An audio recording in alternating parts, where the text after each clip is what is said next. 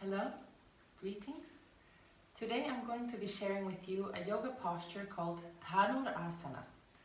Dhanur is Sanskrit for bow and asana is posture. So this is the bow pose or posture in yoga. This yoga pose can be performed or practiced in a few different ways.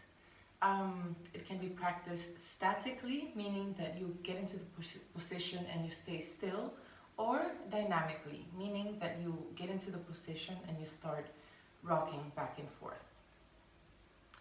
This posture is very energizing. It's a strong back bend. It activates Manipura chakra, so the area of the Manipura chakra is in the area of the navel, so it's the navel chakra. In some traditions they call it the solar plexus chakra, so there's a little bit of debate around this. The chakras, they're like a map of our energy system in a way, so you might see some differences between different traditions. You can, pick one, stick to it, experiment with it for a few years, and if you ever want to change it, then feel free to. That it's all, it's all a path of self-exploration that leads eventually to self-discovery, right? Your true spiritual self, right? Anyway, that being said, it activates Manipura chakra.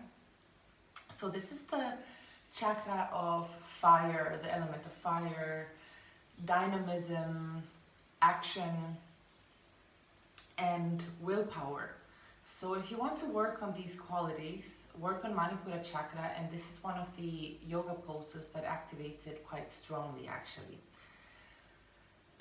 This asana has actually quite a few contraindications. So just to note them already, don't practice this posture if you have a hernia or if you have a stomach ulcer, because it works very strongly on the abdominal area. So also if you're pregnant, don't practice this posture. Because of the strong back bend, don't practice it if you have a back injury, a neck injury, and it's good for joint flexibility. However, if you're recovering from like a wrist, knee, or ankle, groin, shoulder injury, just recover first before you practice this posture, because it can be a little bit intense when it comes to that.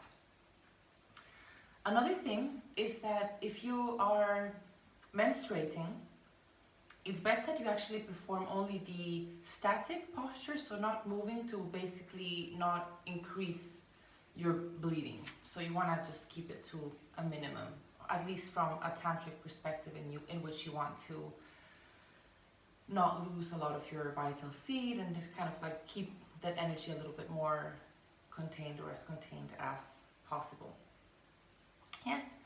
Otherwise, performing the dynamic posture, it's like working with your breath, and especially when you're doing this dynamic practice of this posture, it's so energizing. It's like having, like a shot of coffee or something. It's super, super energizing. So if you ever feel a bit lethargic or tired, and like it's one of those days where it's like hard to get going, just getting into Dhanurāsana, maybe do a little bit of warm up before, so that you don't get, like straight into something that's very intense for your spine. But rocking back and forth in Dhanurāsana a few times can be really, really energizing.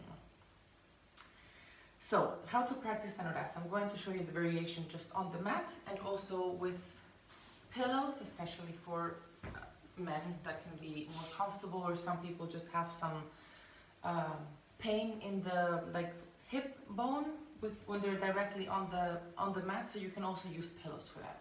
But just how to practice the posture in its most basic form. So you would come to lay down on your stomach, and you grab a hold of your ankles from the outside, so not so much from the inside but from the outside, although it's not necessarily wrong if you do it from the inside. You can do that too. I'm just teaching, or showing how I practice it and what's worked for me along the years according to the tradition that I learned. Okay, so grabbing hold of your ankles, and then you push the legs into the hands, and you also raise your spine. So you engage your whole body. It's not like you're doing just the legs and you let the rest of the body follow. You engage your whole body, the abdomen is a little bit tense, engaging the muscles of the abdomen, and then coming up. You relax the shoulder, so if you tense, it's harder to allow yourself to come up. Also, the head is facing forward, not like so. However, if your neck hurts a lot, you can relax, put it in a neutral position. Otherwise, this is Dhanurāsana. You can try not to open the legs too much. Try to keep them still parallel to each other, having the thighs basically parallel, raising as much as you can. And this is the static version of the posture. If you would like to practice the dynamic version, which is more energizing, you begin to use your breath to guide your movement. So say I take a deep breath in, and then an inhalation, I rock back, and then exhalation, forward.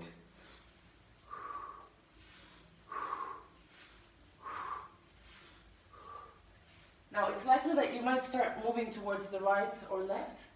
This indicates that you're not doing it straight. So try to just make sure that you rock forward. So I mean, not like, if you start doing that, then you're not being even about it. But if you're here,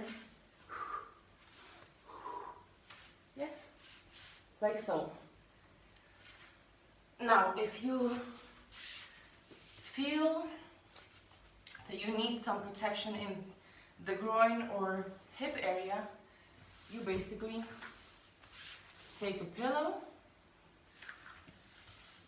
and practice it on the pillow or a cushion. What you can also do is that you can take two pillows and you place them like this. Yes, so leaving some space in the middle.